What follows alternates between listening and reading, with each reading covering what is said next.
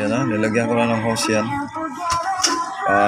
Akyat. May sarili na po tayong kuryente dito sa ating poste, oh.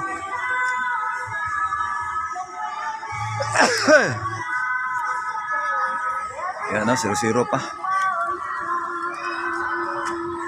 0-0 pa, oh. Tingnan mo. Mamaya, pag nakabit ko na yung electrical wiring dito sa bahay ko, yan, okay na to. Yan. Doon sa kabila na bahay ko dati, sa Arroyo Compound, wala na.